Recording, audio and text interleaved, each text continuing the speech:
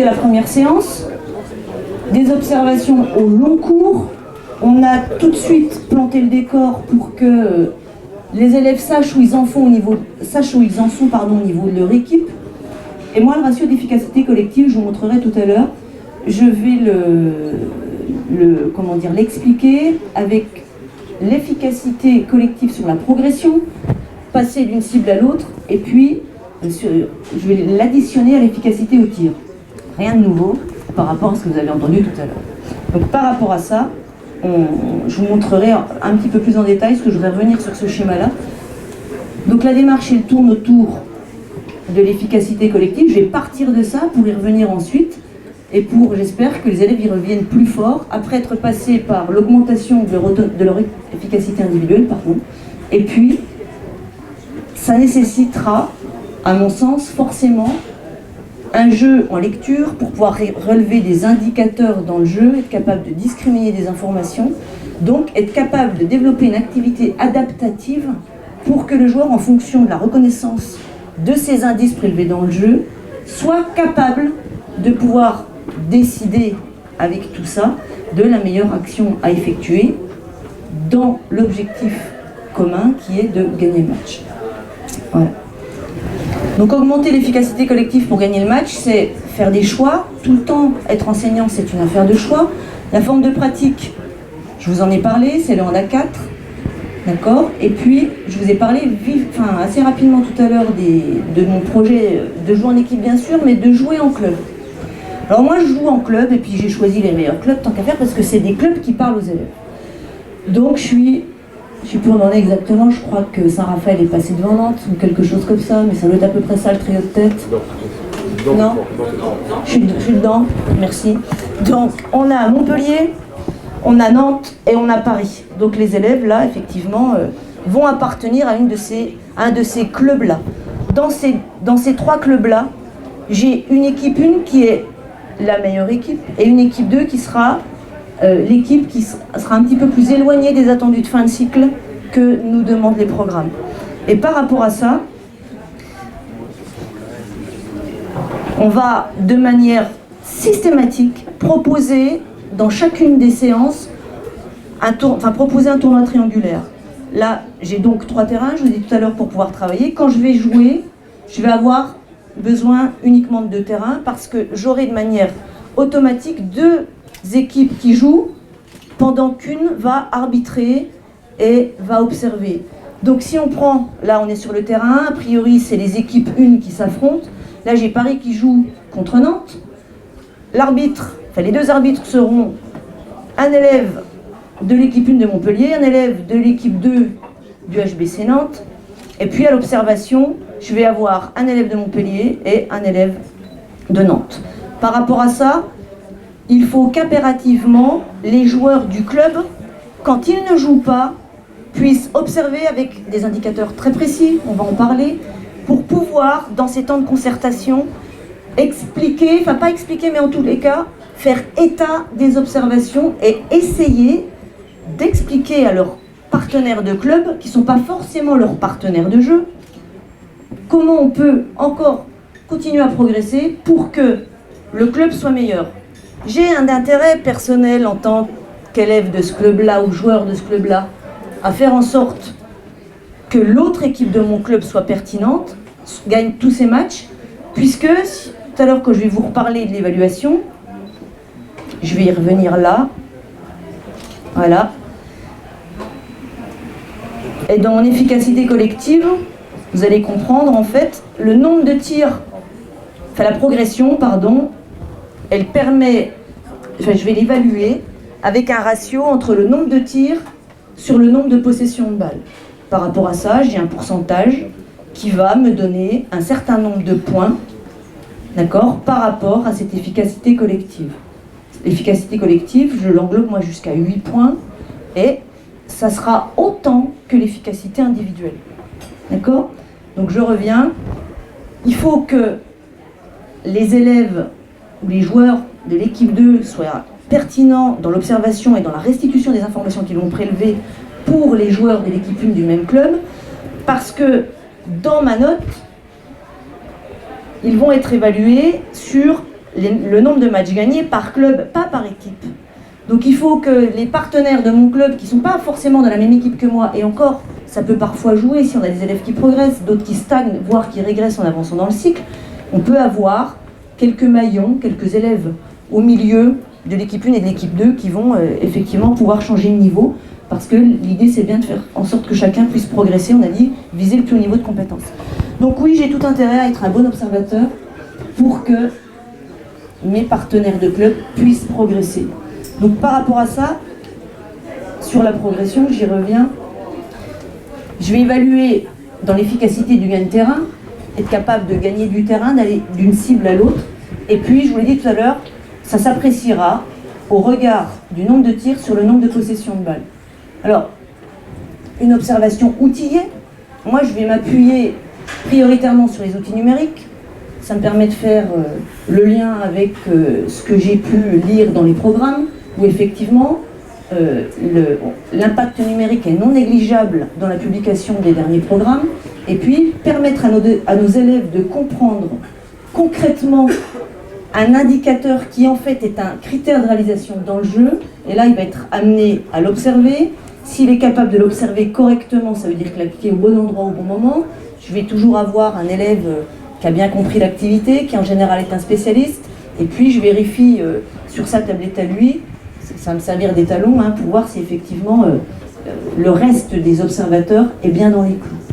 Voilà, donc là je vous proposais deux applications, une qui s'appelle multicompteur. Alors à moins d'être outillé avec une loupe, vous avez ici le nombre de possessions, ici le nombre de tirs, là c'est l'équipe de Paris, et à partir de là on pourra établir un ratio. Pareil pour l'équipe à côté.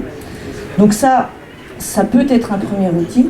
Et puis le deuxième, c'est l'application PTB, possession tir-but, qui va me permettre de recueillir toute une multitude de statistiques, mais celles qui vont m'intéresser uniquement là pour ce critère collectif ici, c'est celui du nombre de tirs sur le nombre de possessions de balles, qui doit apparaître quelque part.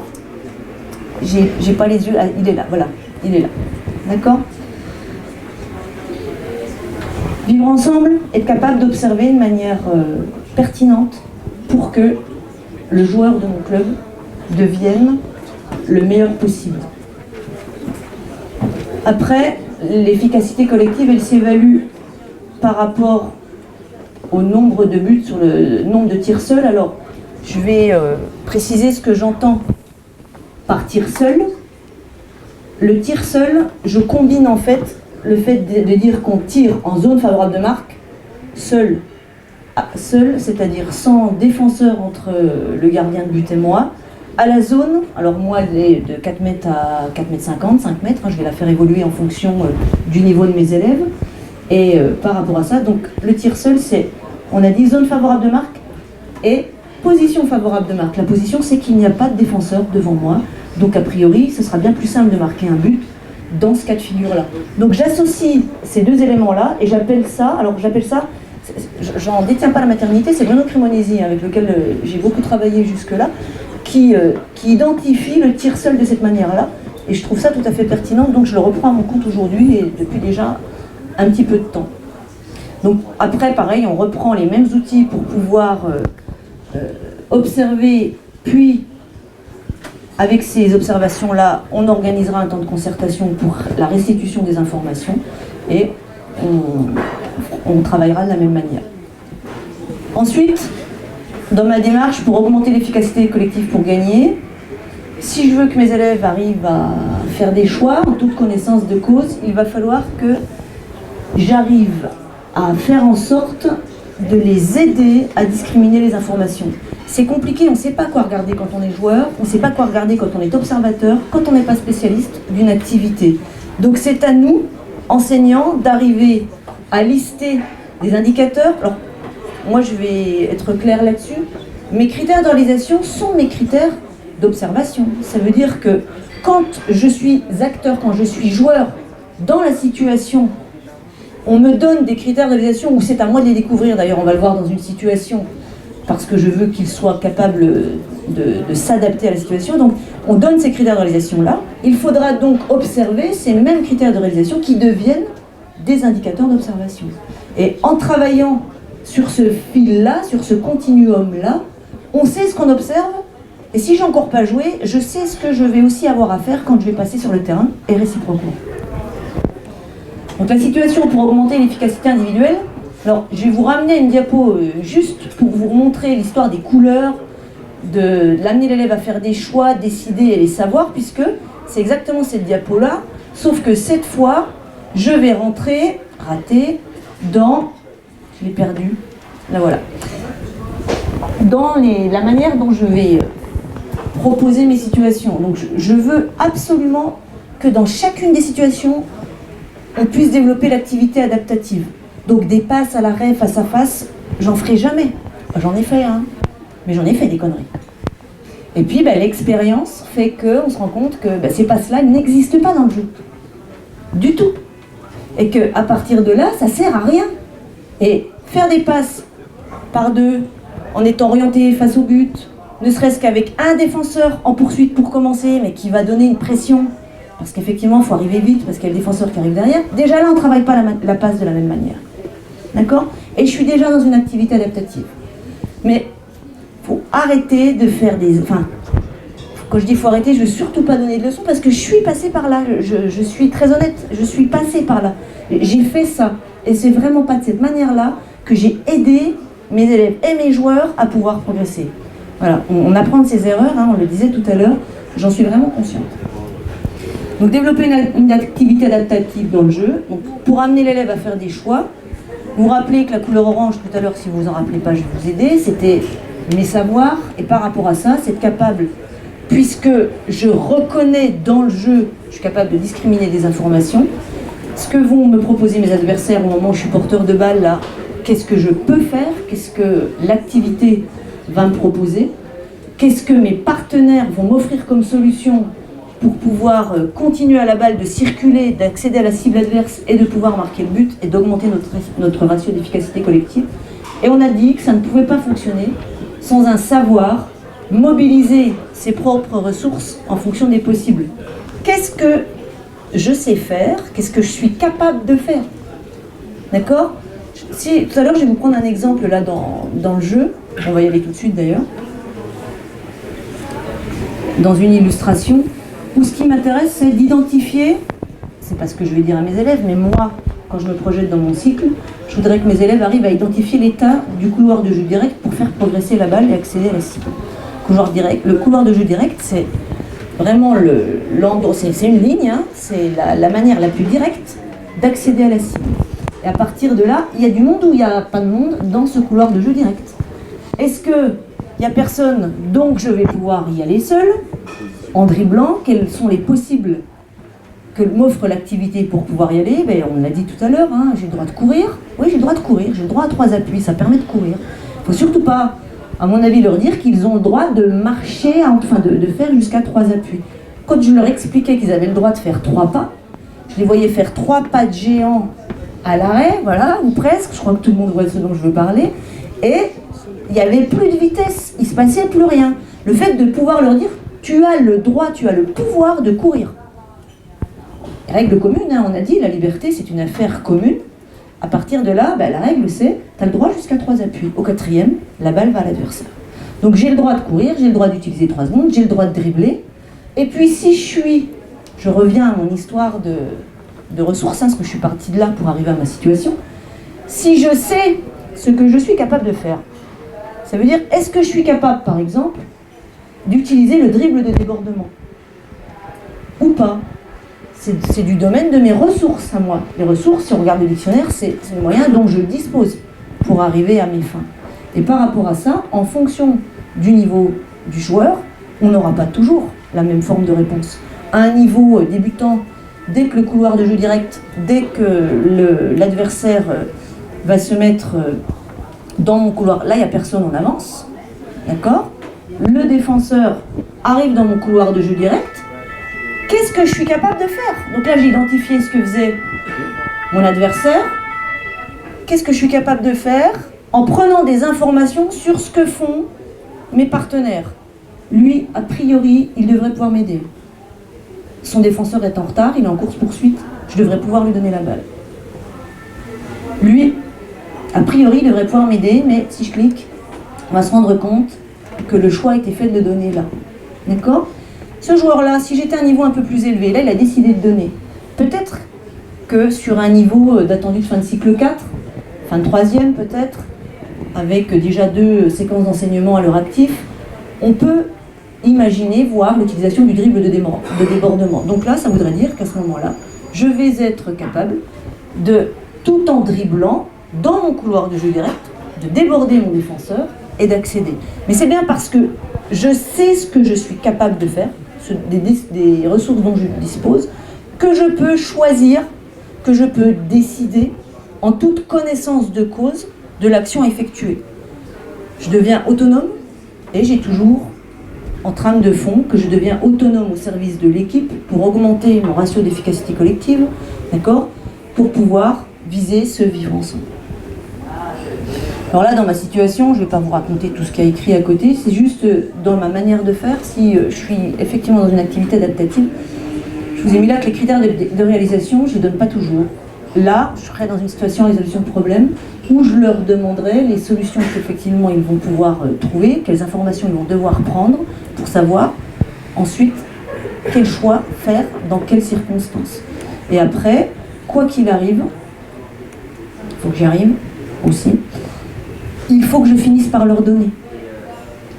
Ça veut dire que la situation de résolution de problème, elle doit vraiment être menée jusqu'à son terme, pas une pédagogie de la découverte qui serait pas menée vraiment à son terme, mais il n'y a pas un joueur, il n'y a pas un élève qui repart sans savoir très concrètement ce qu'il y avait à apprendre pour pouvoir devenir autonome dans ses choix.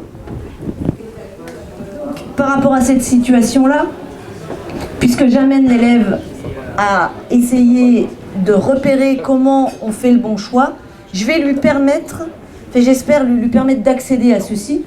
Et on a dans le critère de réalisation, le couloir de jeu direct est libre, je pars en dribblant jusqu'à la zone, je serai sur un niveau plutôt débutant, on a dit, j'ai pas mis là le niveau où je pourrais être capable de dribbler en débordant. Et s'il est occupé, je réussis à déborder mon adversaire en dribblant ou je passe. D'accord? 2 choix possibles, enfin 3, par rapport à ce qu'on a là. Par rapport à ça, mes observateurs, là, ils vont pouvoir observer avec une même application 3 élèves en même temps. Ils sont 3 joueurs, hein, en A4. Donc un gardien, 3 joueurs de champ. Et là-dessus, au niveau du plus, donc ça va être effectivement les actions positives, c'est le bon choix. Le bon choix, il va se matérialiser par le couloir de jeu direct était libre. Je me suis engagée, d'accord? Mon couloir de jeu était libre. J'ai pas assumé ma responsabilité, je me suis arrêtée, j'ai donné parce que j'ai pas osé partir en dribble, parce que l'état de mes ressources actuelles ne me permet peut-être pas de partir en dribble, etc. Donc le plus, les actions qui vont être,